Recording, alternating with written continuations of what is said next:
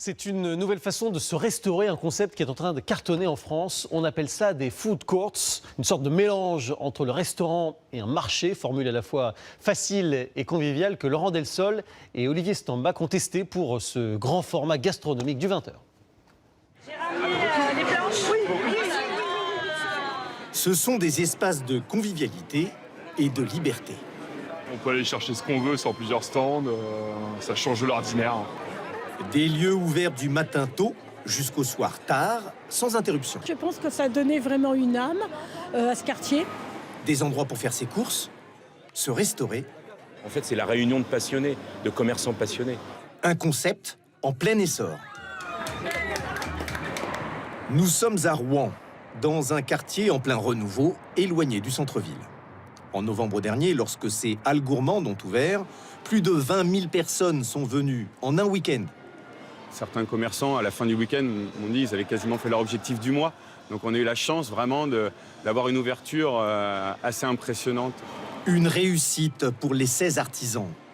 Ici, les clients voyagent.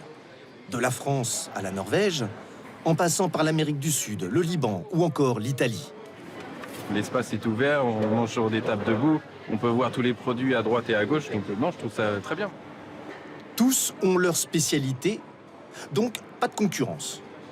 Anthony s'est lancé dans l'aventure, il paye un loyer, 8% de son chiffre d'affaires. Selon lui, la halle gourmande est plus rentable qu'un restaurant. Ce qui est intéressant dans cette formule-là, c'est que déjà on gagne en visibilité, les gens peuvent nous voir, après on peut, pourquoi pas ouvrir un restaurant à Rouen, après ils auront déjà une visibilité ici.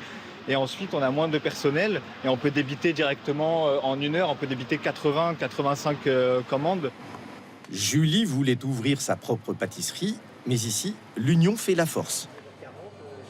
Moi qui suis la plus jeune de la halle, ça m'a permis aussi par rapport aux autres patrons de recevoir plein de conseils de leur part sur comment manager mon équipe, comment m'organiser, la gestion de mes travaux, etc.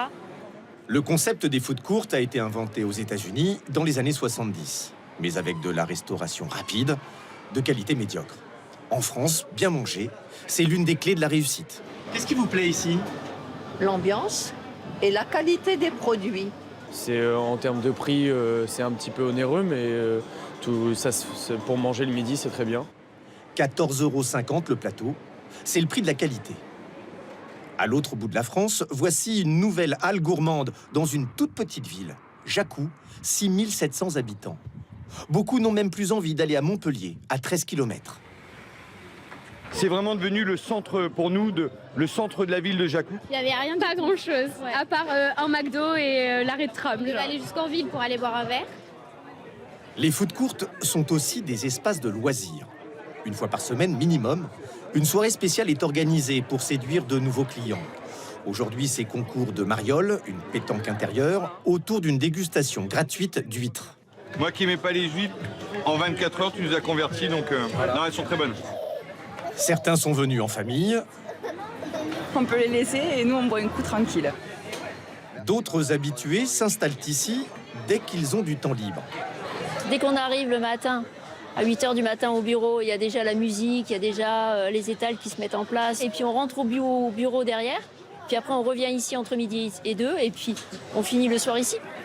Certains voisins, chefs d'entreprise, organisent leurs réunions de recrutement sur place. Quand on fait le premier entretien ici, les candidats nous posent des questions sur le lieu, sur ce qui s'y passe avant le travail, après, éventuellement même pendant. Ça a un pouvoir assez attractif, c'est assez convaincant. Il est bientôt 23 h, le moment de fermer, et il y a toujours de l'ambiance. Ces halles gourmandes permettent de redynamiser des quartiers et des banlieues parfois un peu oubliées.